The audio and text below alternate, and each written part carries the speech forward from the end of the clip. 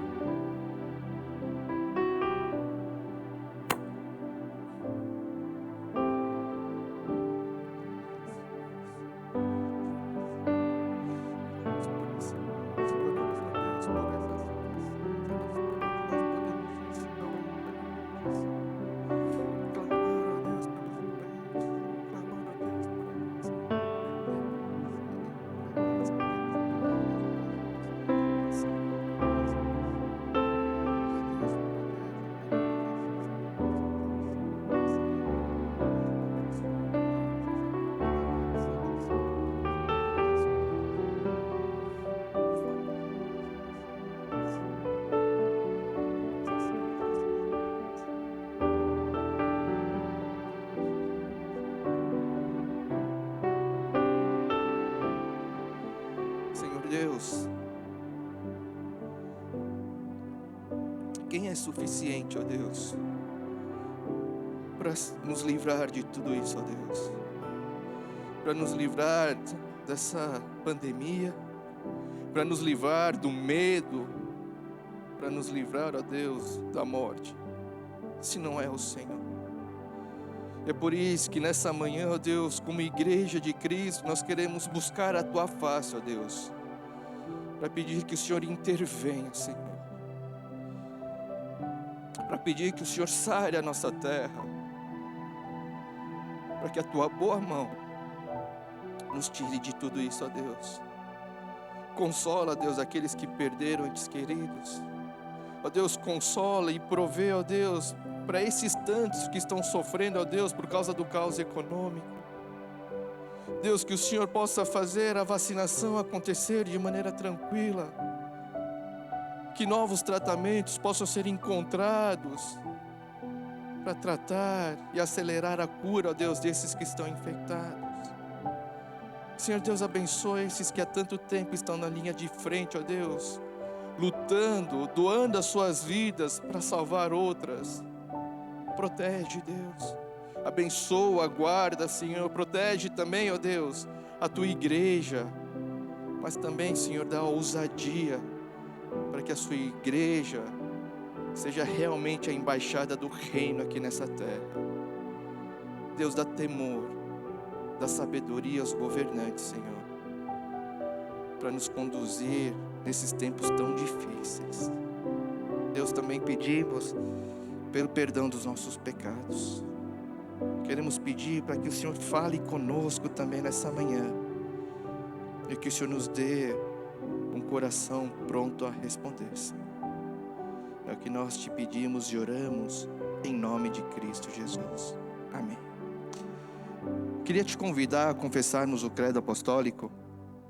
Creio em Deus Pai, Todo-Poderoso, Criador do céu e da terra, e em Jesus Cristo, seu Filho unigênito, o nosso Senhor, o qual foi concebido pelo Espírito Santo, nasceu da Virgem Maria, padeceu sob o poder de Pôncio Pilatos, foi crucificado, morto e sepultado, desceu ao mundo dos mortos, ressuscitou no terceiro dia, subiu ao céu e está sentado à direita de Deus Pai Todo-Poderoso, de onde virá para julgar os vivos e os mortos.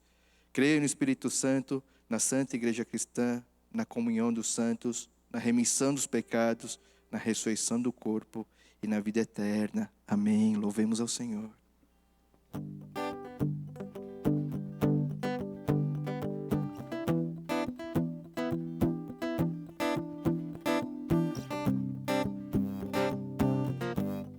Vamos cantar todos juntos, teu amor, a minha esperança. Teu amor, minha esperança, é viver em tua presença, repousar, descansar, confiar em ti. Tua mão, meu lugar seguro, teu poder, rocha inabalável, bem maior que os céus, é Senhor Jesus. Tu és minha vida, minha esperança, minha fortaleza, meu amor, meu lugar seguro, rocha inabalável, és incomparável, Jesus. Tua cruz, minha esperança, é te ver face a face nos céus. Viverei, cantarei, santo é Senhor. Tua cruz, minha esperança, é te ver face a face nos céus. Viverei, cantarei, santo é Senhor. Tu és minha vida, minha esperança, Ele é nossa fortaleza, minha fortaleza, meu amor, meu lugar seguro, rocha inabalável, és incomparável, Jesus. Mais uma vez, tu és minha vida, tu és minha vida, minha esperança, minha fortaleza, meu amor, é o nosso lugar seguro, meu lugar seguro, rocha inabalável, és incomparável, Jesus. Tu és minha vida, tu és minha vida,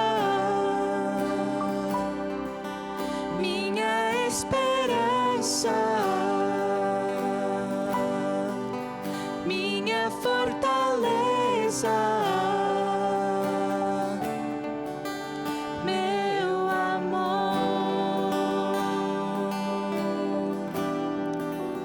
meu lugar seguro, Ele é nossa rocha, rocha inabalável,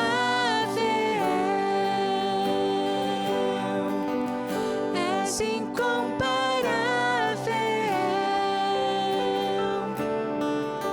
Jesus.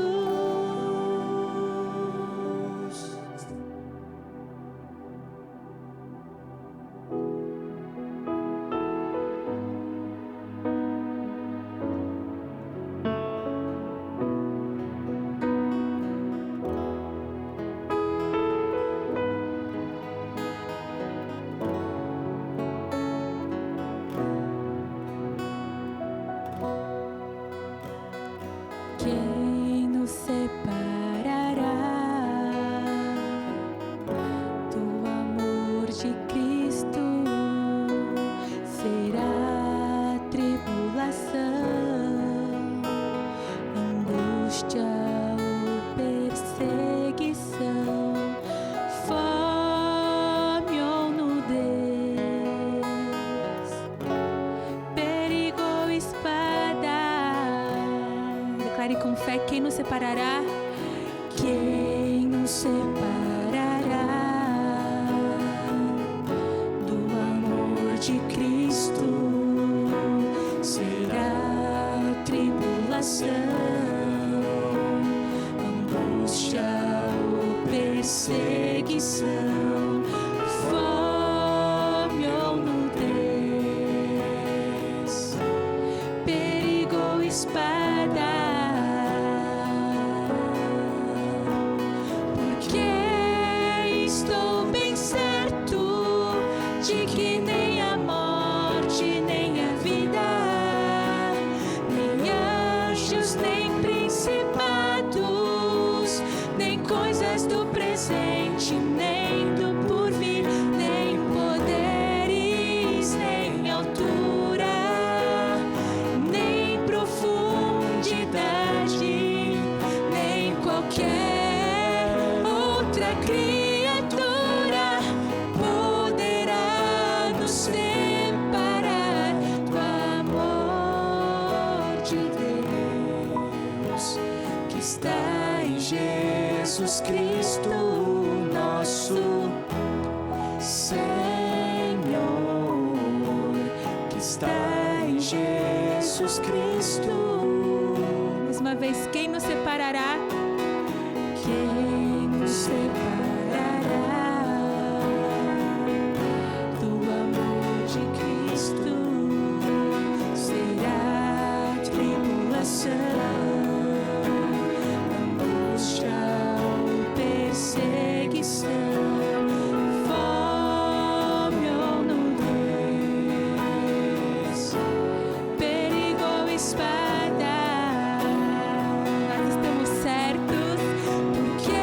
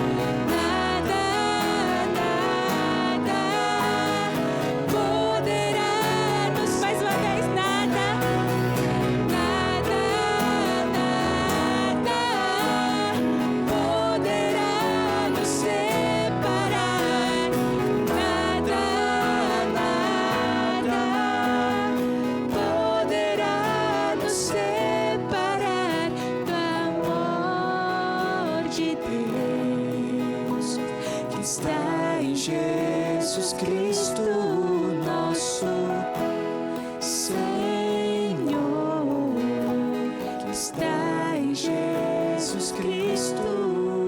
Aleluia, aleluia. Te louvo, pois sei que sobre todos és Senhor.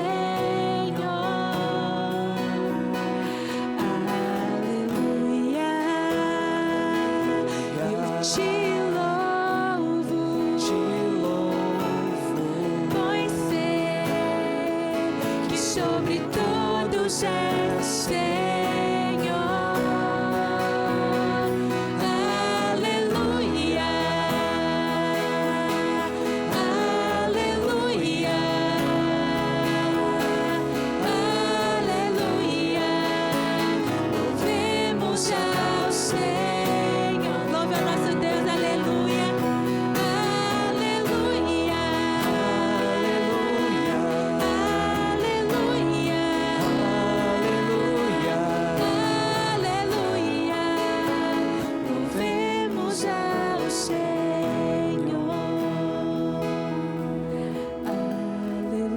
Aleluia. Te louvo, pois sei que sobre todos és Senhor. Aleluia.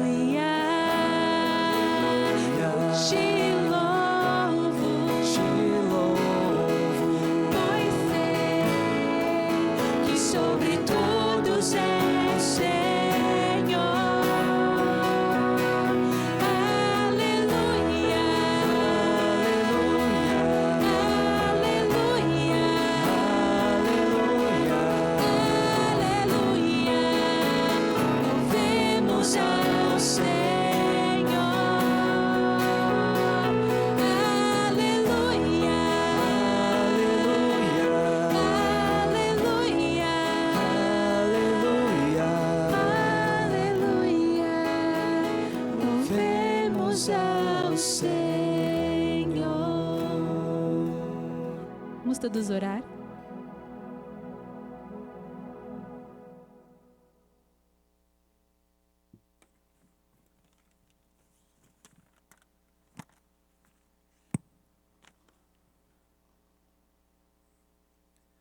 Santo Deus, Todo-Poderoso, louvamos teu santo nome, a tua misericórdia da obra redentora e o teu imenso amor, que foi provado através da cruz. Com a gratidão e o júbilo, viemos para te cultuar e te louvar, Senhor. É um privilégio e a tua misericórdia de poder chamá-lo de Abba Pai e poder te cultuar. E ainda mais, saber que o Senhor se alegra de receber nosso culto, mesmo que sejamos tão pecadores, Senhor. Purifica, Senhor, nossos corações, nossas almas, para estarmos na tua presença. Deus Pai, estamos cultuando online. E é fácil de nos distrair durante o culto. Por isso precisamos estar conectados no Senhor. Não queremos apenas ser ouvintes da palavra, mas verdadeiros adoradores ao Senhor. Enche-nos pelo teu Espírito Santo. A todos que estão cultuando na frente do TV ou celular, para podermos te cultuar em espírito e em verdade, Senhor. Deus Pai, a situação da pandemia está nos levando ao medo, à preocupação e ao desespero. Por isso precisamos da tua misericórdia, da tua sabedoria e do teu direcionamento, Senhor. Pedimos que não falte nosso pão de cada dia nessa pandemia, porque nós confiamos em Jeová Jireh, que provê nossas necessidades. Senhor, vimos muitas mortes nessa pandemia. Permita, Senhor, que através dessas mortes, de nós pensarmos da nossa espiritualidade, da nossa vida eterna. Senhor, derrama a tua unção hoje no pastor Elias, quando for anunciar a tua palavra, Senhor. e derrama a nós também o Teu Espírito Santo para termos a compreensão da Tua palavra e a coragem de obedecer e fazer a Tua vontade, Senhor. De não nos corromper nesse mundo perverso, mas fazermos a diferença como um verdadeiro cristão. De nós sermos sal e a luz da terra, Senhor. Recebe nossas ofertas de hoje, Senhor, e o nosso viver de cada dia seja uma oferta agradável ao Senhor. Oramos em nome do Senhor Jesus Cristo. Amém.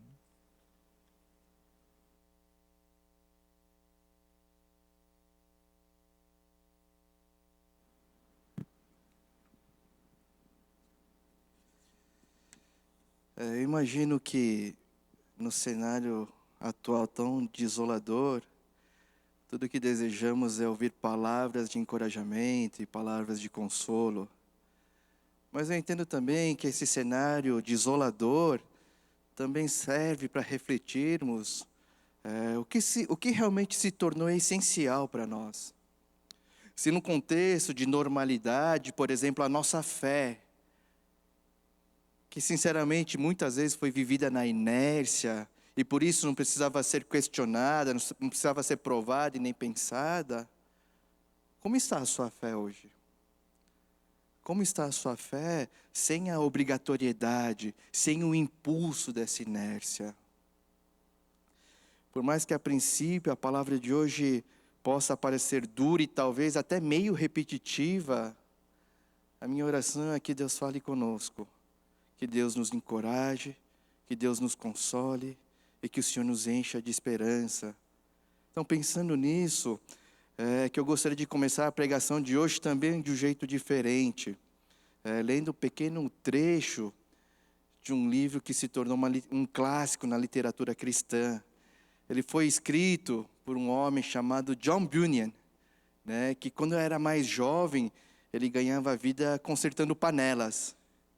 E John, um dia, ele foi completamente tomado pelo espanto ao ouvir a conversa de duas lavadeiras, porque elas falavam de Deus como se ele fosse alguém vivo e pessoal, como se elas o conhecessem de maneira profunda e íntima.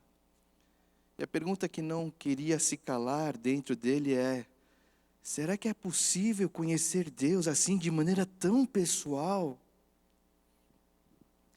E após se render ao Senhor, ele escreve esse livro, esse clássico chamado O Peregrino, que conta a jornada de um homem chamado cristão, que está indo rumo à cidade celestial. Quase no final da sua caminhada, quase chegando às portas da cidade celestial, ele se encontra com outro andarilho, cujo nome também é cristão, mas o sobrenome dele é Ignorante. E o trecho que eu gostaria de ler para vocês é um pedaço dessa conversa, E a iniciativa parte do cristão, que pergunta assim para ele: você diz que crê em Cristo, como você crê? E a resposta do cristão ignorante foi essa: eu creio que Cristo morreu pelos pecadores e que eu serei justificado perante Deus, ficando livre da maldição. E tudo pela sua graciosa aceitação da minha obediência à lei. Ou melhor, Cristo torna os meus deveres religiosos aceitáveis ao seu Pai em virtude dos seus méritos, sendo eu assim justificado. E por mais que possa parecer uma resposta convincente e acertada, afinal, se a gente para pensar, os dois estão indo para a cidade celestial. Mas existe um grande erro, existe um grande perigo, um perigo enorme nessa resposta. Enorme, mas sutil. Tão sutil que nós mesmos podemos ser convencidos de acreditarmos que essa resposta do cristão ignorante está corretíssima. E pior, nós podemos estar nos empenhando com todas as nossas forças, com toda a nossa disposição, para tentar cumprir isso que nós acabamos de ler. Que Jesus torna os nossos atos religiosos aceitáveis a Deus. E por isso são esses atos religiosos que nos justificam de nossa culpa. E podemos achar que nós estamos no caminho certo, rumo à cidade celestial também. Mas será que nós estamos mesmo? O que nos leva ao trecho de hoje, que está em Gálatas, capítulo 3, versos 1 a 5, que diz assim: Ó Gálatas insensatos, quem os enfeitiçou? Não foi diante dos seus olhos que Jesus Cristo foi exposto como crucificado? Gostaria de saber apenas uma coisa: foi pela prática da lei que vocês receberam o Espírito? Ou pela fé naquilo que ouviram? Será que vocês são tão insensatos que, tendo começado pelo Espírito, querem agora se aperfeiçoar pelo esforço próprio? Será que foi inútil sofrer tantas coisas? Se é que foi inútil. Aquele que dá seu Espírito e opera milagres entre vocês, realiza essas coisas pela prática da lei ou pela fé com a qual receberam a palavra? O livro de Gálatas, escrito pelo apóstolo Paulo, destinado aos cristãos da igreja na Galácia, trata de um assunto muito importante: o verdadeiro evangelho que leva a uma conversão verdadeira. E como nós vimos há muito tempo atrás, a luta primária do apóstolo Paulo é contra os que ensinam o evangelho deturpado. E qual era o ensino deles? Qual era a deturpação defendida por esses? Basicamente se resumia em afirmar que a fé, apenas a fé na obra plena de Cristo não era suficiente. Que essa obra plena de Cristo deveria ser complementada, então, com as obras religiosas. Deveria ser complementada com cumprimentos das leis para então ser justificado e salvo. Bem parecido com esse trecho que nós acabamos de ler no Peregrino. Nesse evangelho deturpado, Jesus sim é o Salvador. Ele morreu pelos pecadores. E não há nenhuma dificuldade nisso. Porém, a justificação, ou seja, o pleno perdão, ainda não foi alcançado, precisando ser necessária e obrigatoriamente complementada com esses deveres religiosos, assim como acreditava piamente o cristão ignorante.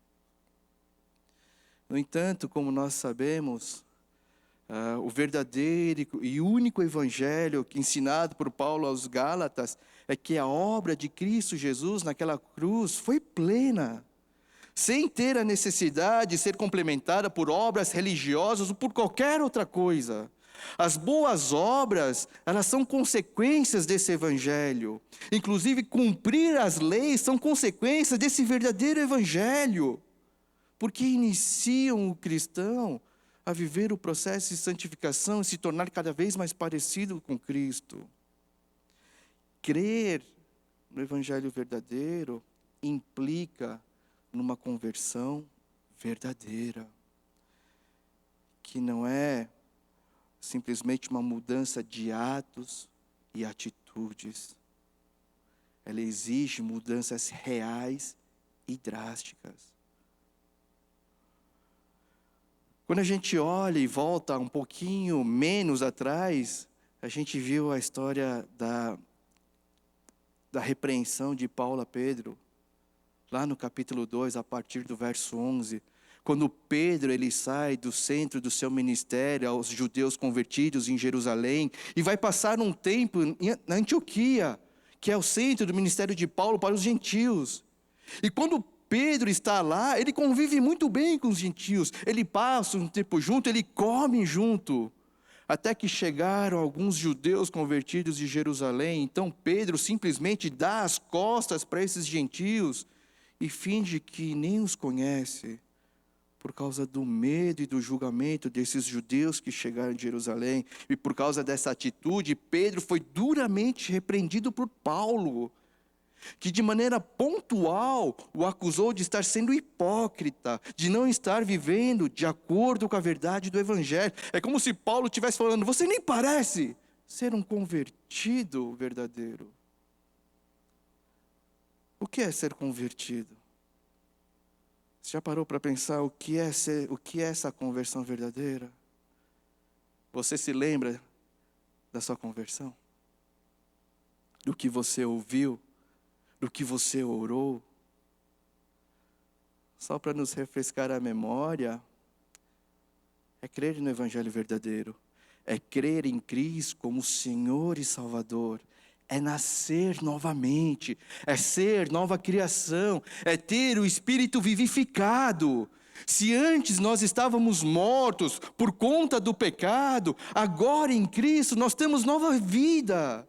Se antes as coisas de Deus, a sua palavra, a sua criação, a sua companhia através da oração, da meditação, se a comunhão com Deus e com os irmãos não nos atraíam e nem nos pareciam ser essenciais, quando o nosso espírito é vivificado pela ação do Santo Espírito de Deus, todas essas coisas assumem um papel importantíssimo. Até mesmo o pecado passa a ser enxergado de outra maneira.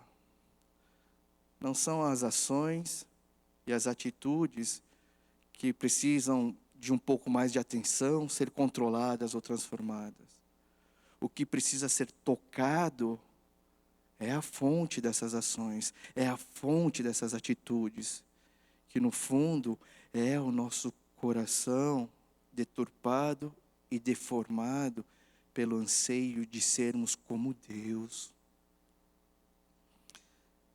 Crer no Evangelho verdadeiro implica em uma conversão verdadeira, implica em viver de maneira coerente com o Evangelho. É uma conversão coerente, que é o tema da pregação de hoje.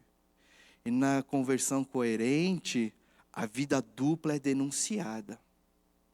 A dicotomia, a separação da vida espiritual de domingo e da vida no dia a dia, no resto dos outros dias, que infelizmente já começa no domingo à tarde, não pode mais existir. Aliás, não deve mais existir. O trecho que nós lemos hoje é a argumentação do apóstolo Paulo, mostrando que esses cristãos em Gálatas, infelizmente, estavam vivendo uma conversão nada coerente. Por isso ele começa exclamando, quase num tom de desabafo: ó Gálatas insensatos, quem os enfeitiçou? Não foi diante dos seus olhos que Jesus Cristo foi exposto como crucificado? A palavra insensatos, no sentido mais literal aqui, pode ser ignorante, sem juízo, não querendo fazer uso das faculdades mentais para ter entendimento. A palavra enfeitiçados, ela remete a uma intenção maligna de desviar uma pessoa, fazendo uso de meios escusos. É como se o apóstolo Paulo estivesse perplexo com o tipo de conversão que os cristãos de Gálatas estavam vivendo, e ele dissesse: ó Gálatas, vocês não aprenderam de forma vívida que Jesus foi crucificado por vocês? Então por que vocês estão sendo tão ignorantes e tão sem juízo, a ponto de não se esforçarem para entender a verdade? Quem os desviou de forma tão maligna assim da verdade? E na sua indignação, Paulo vai além. Ele diz: eu gostaria de saber só uma coisa de vocês. Foi pela prática da lei que vocês receberam o Espírito? Ou foi pela fé naquilo que ouviram? Ou seja, como é que vocês se converteram? Foi por esforço próprio que vocês se converteram, se entregaram a Cristo e receberam o Espírito Santo? Ou foi pela fé naquilo que vocês ouviram, que Cristo foi crucificado para justificá-los? Eles sabiam da resposta, assim como nós sabemos. O verso 3 de hoje é a indagação que denuncia de vez a incoerente conversão dos Gálatas, e é nesse versículo, nesse verso, que eu vou tomar a maior parte da pregação. O verso 3 diz assim: será que vocês são tão insensatos que, tendo começado pelo Espírito, querem agora se aperfeiçoar pelo esforço próprio? Em algumas versões mais tradicionais está escrito assim: sois assim insensatos que, tendo começado no Espírito, estejais agora vos aperfeiçoando na carne. Aqui o apóstolo Paulo faz a conexão entre a obra de Cristo, aceitando pela fé a justificação plena, como sendo uma obra profundamente espiritual. E que a busca pela justificação própria é carnal. Indo um pouco além, a ideia que está sendo dita aqui é que não faz o menor sentido você ter começado essa caminhada, essa vida cristã pela fé, no Espírito, porque nada acontece sem o Santo Espírito de Deus, e continuar nessa vida tentando ter êxito pelas suas próprias forças, se aperfeiçoando apenas na carne e aperfeiçoando apenas a carne. É como competir em duas modalidades completamente distintas, em categorias completamente diferentes, e ainda querer ser premiado por isso. É como, na verdade, ser recolhido pelo lendário ônibus da corrida de São Silvestre, porque você estourou o tempo da prova. E mesmo assim se autodeclarar campeão, e exigir ganhar a medalha, e exigir ganhar a premiação do verdadeiro campeão. Não faz o menor sentido. E mesmo não fazendo o menor sentido, muitos hoje, assim como acontecia na igreja e na Galácia, continuam vivendo esse tipo de conversão nada coerente. Começam bem, pelo Espírito, mas terminam se esforçando apenas para cumprir regras e ritos de maneira carnal. E a pergunta é por quê? Por que a grande maioria dos cristãos tem isso no seu currículo espiritual?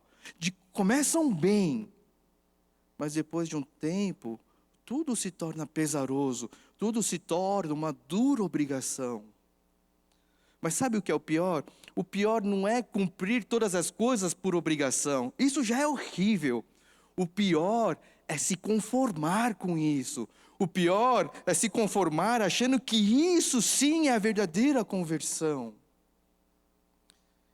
Então muitos se conformam em ser meio cristãos. Cristãos de fim de semana, ou cristãos socialmente, como se isso possível, como se fosse possível viver uma conversão incoerente para o resto de suas vidas. Quando chegam nesse ponto, muitos deveriam começar a duvidar da sua conversão.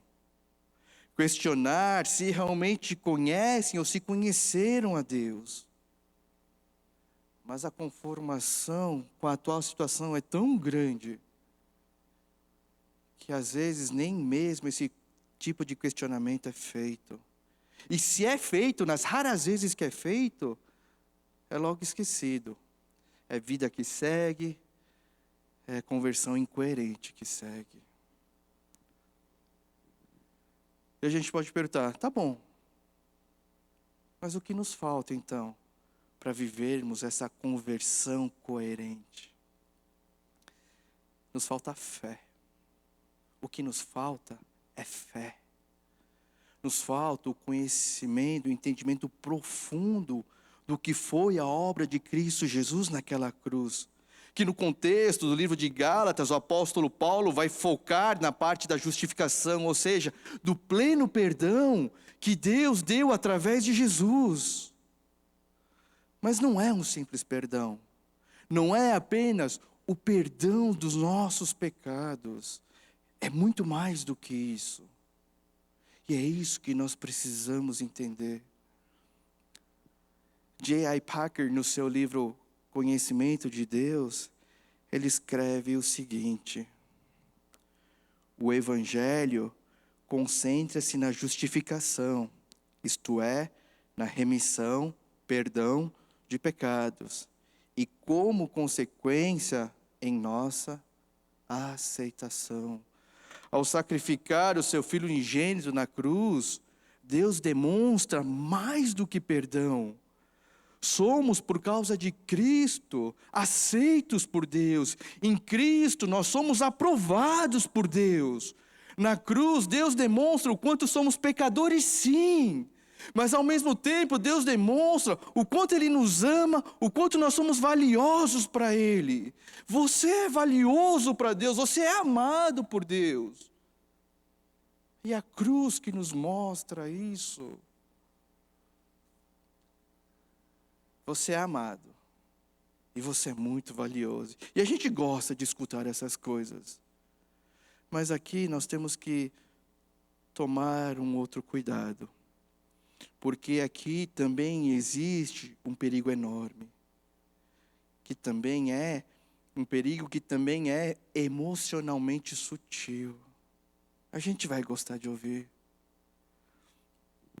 Algumas teologias humanistas que estão em alta hoje, as pessoas apelidaram de teologia coaching, elas afirmam que o nosso valor é Jesus. Que nós temos o mesmo valor de Cristo, porque esse foi o preço que Deus pagou por nós. Mas não é, e jamais vai ser. Se um dia eu falei isso para você, me perdoe, estava errado. Jesus é Deus. Ele é o Filho unigênito de Deus. Ele é o único Filho que compartilha do mesmo ser e da mesma essência do Pai. Nós somos criaturas, nós somos formados pelas suas mãos. E por mais que a gente foi formado de maneira única e diferente de toda a criação, nós continuamos sendo criaturas. E é por isso que jamais vamos ter o mesmo valor de Jesus.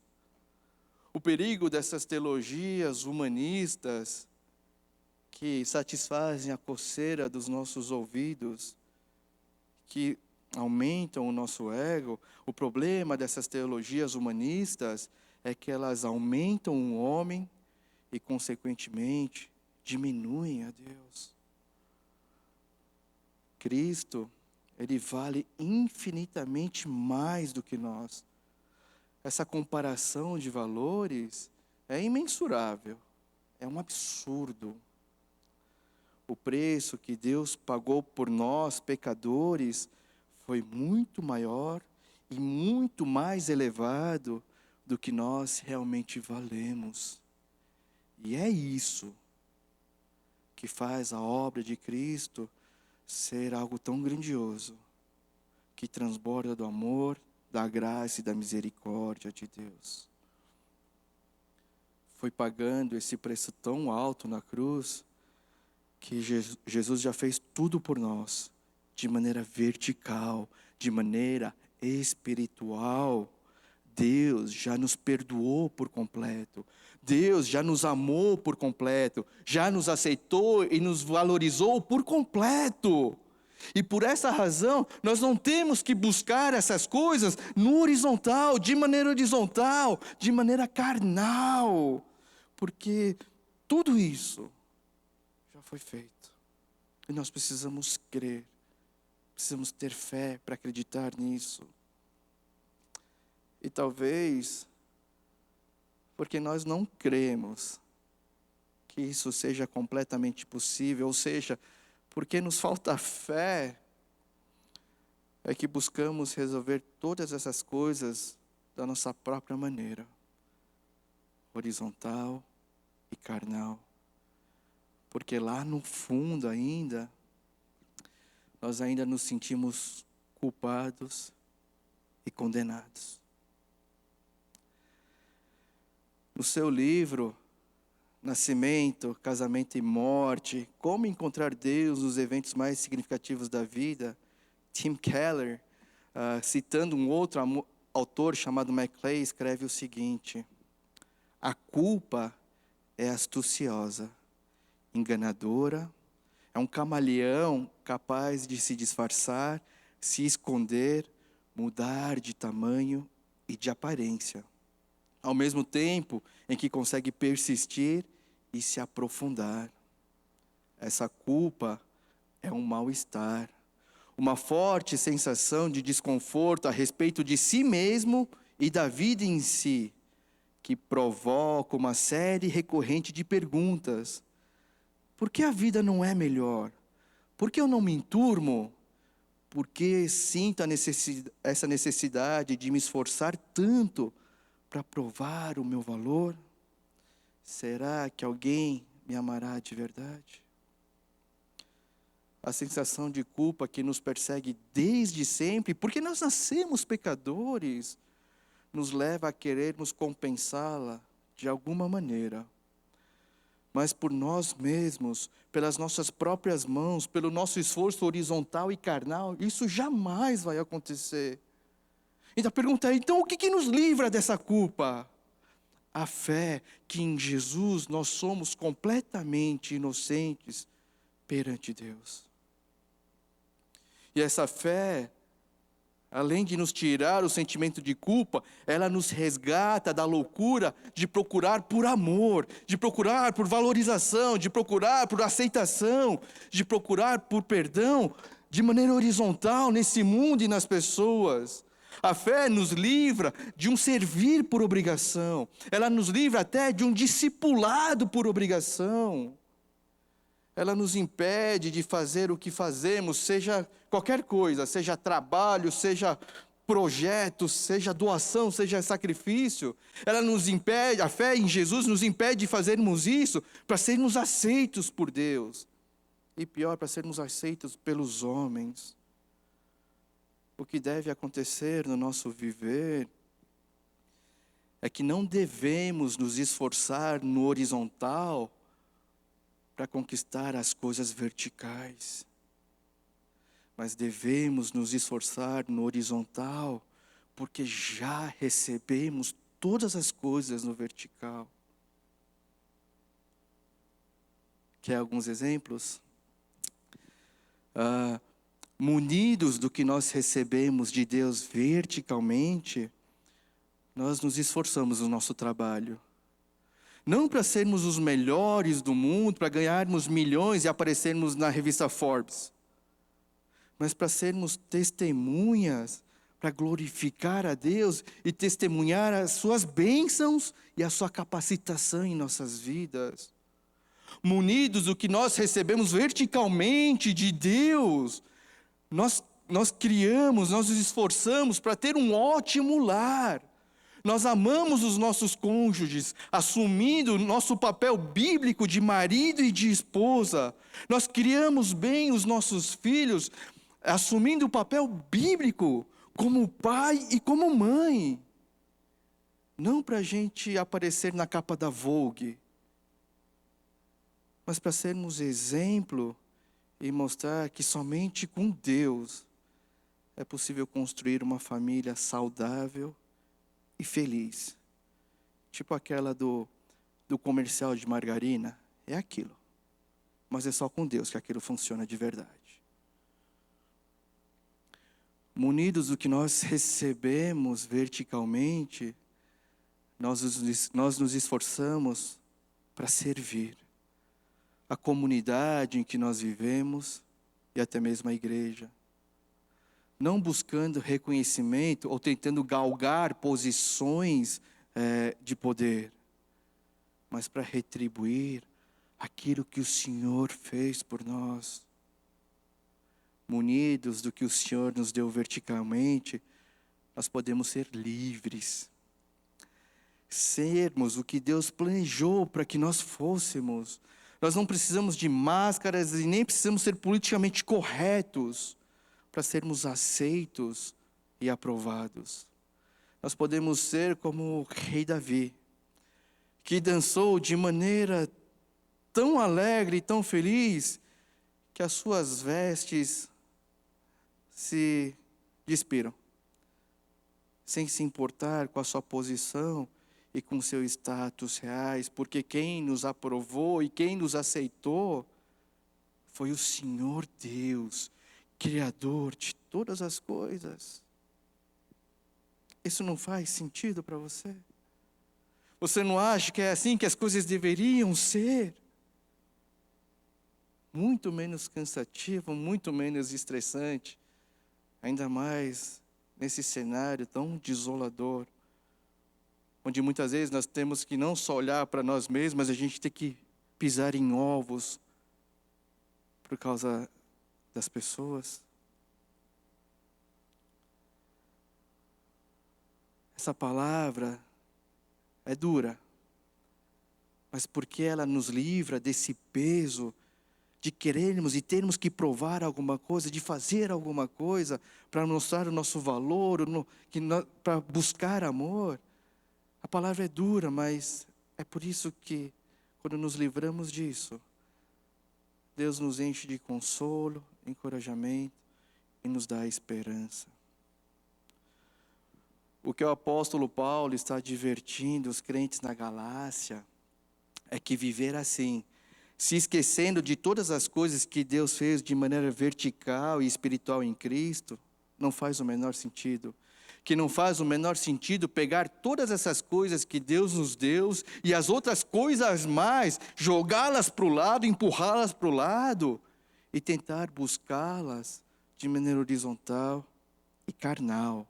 Tentar buscá-las nesse mundo decaído, perverso, que nem o presbítero orou, e nas pessoas. Não faz sentido nenhum, mas a grande questão é, não é isso que acontece conosco o tempo todo?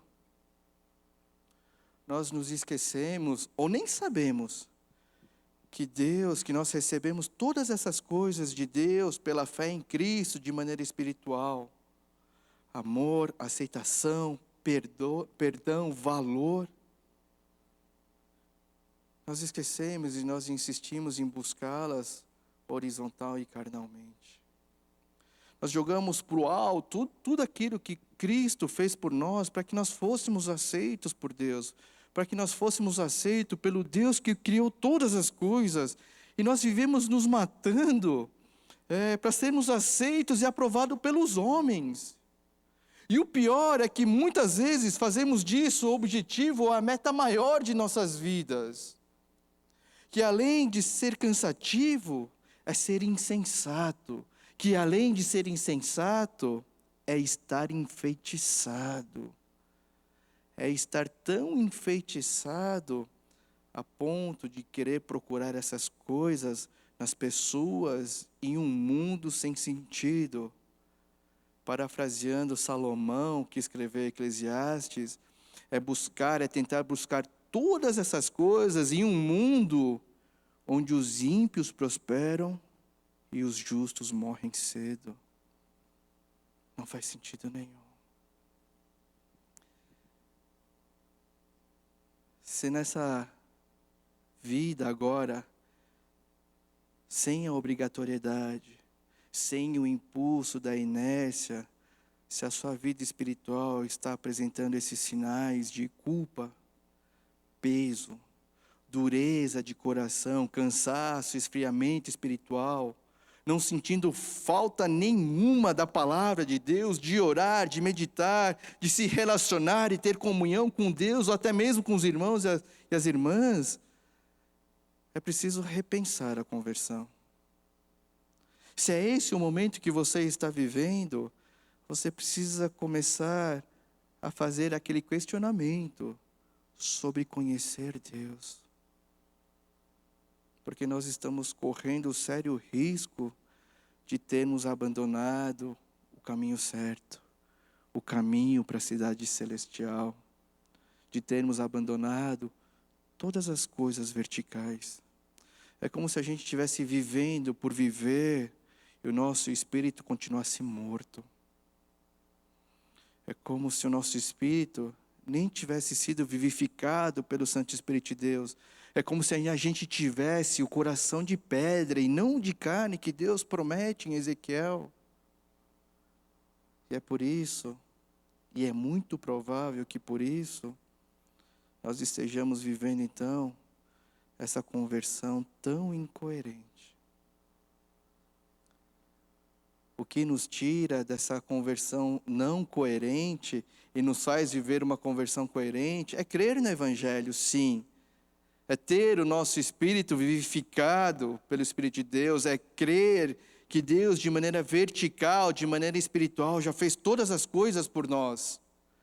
Nós não precisamos provar o nosso valor, nem comprovar se Deus nos ama, e muito menos duvidar ou questionar se Deus está disposto a nos perdoar do nosso pior pecado, do nosso pior pensamento, do nosso pior desejo, do nosso pior trauma, nos tirar do nosso pior buraco e da nossa pior situação. Nós não podemos duvidar se Ele está disposto a nos perdoar. A cruz já é a nossa resposta sobre tudo isso.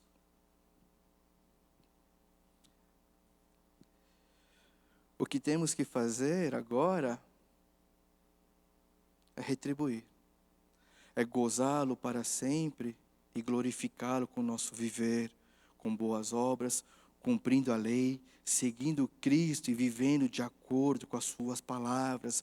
Mas para isso é essencialmente necessário começar no Espírito, ser vivificado no Espírito e assim terminar no Espírito. Os milagres que Deus opera em meio ao seu povo, eles não são carnais. Porque eles não acontecem por causa do esforço humano.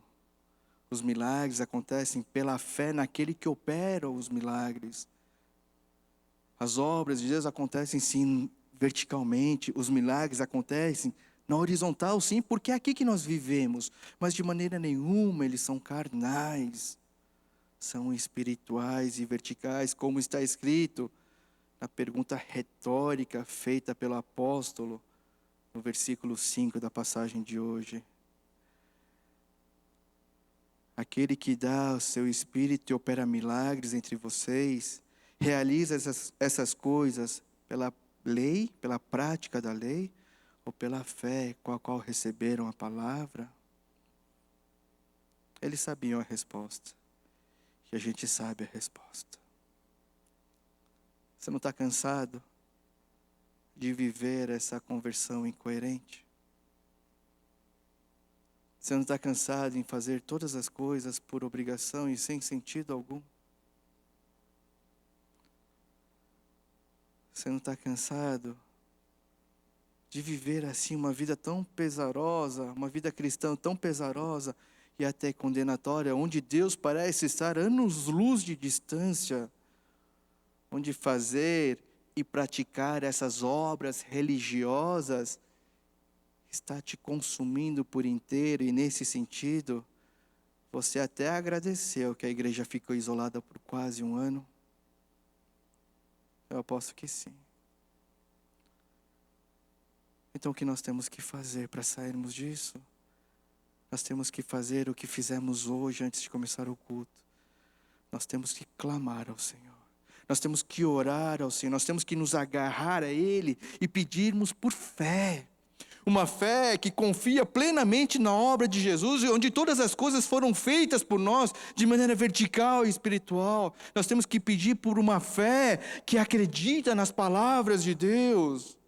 Nós temos que clamar, nós temos que orar ao Senhor, nós temos que nos agarrar a Ele e clamar para que o nosso espírito seja vivificado pelo seu Santo Espírito, para que Ele arranque de nós esse coração de pedra e no lugar deste coloque um coração de carne, inspirado pelo Santo Espírito de Deus, que o busca e que obedece os seus mandamentos, para que assim nós sejamos verdadeiramente convertidos e por fim possamos viver essa conversão coerente.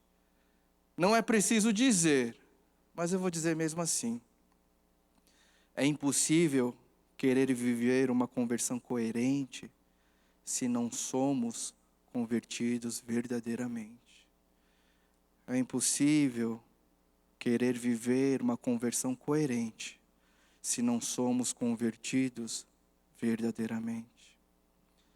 Que o nosso bondoso Deus nos ajude e nos inspire a andarmos pelo Espírito em todas as nossas atividades, em todos os nossos relacionamentos, em todos os momentos de nossas vidas. Que o Santo Espírito de Deus nos encha de fé para compreendermos e aceitarmos a grandeza e a extensão da obra de Cristo por nós naquela cruz. Descansem nele. Que Deus os abençoe. Eu queria orar com vocês. Eu queria dar esse tempo para que você pudesse responder ao Senhor. Eu sei que foi muitas coisas que nós vimos aqui, mas de maneira bem simples. Como está a sua fé? Como está o seu viver nesse cenário tão desolador, que onde você não tem nem a obrigatoriedade de estar aqui ou de nem de ligar a sua TV, se conectar?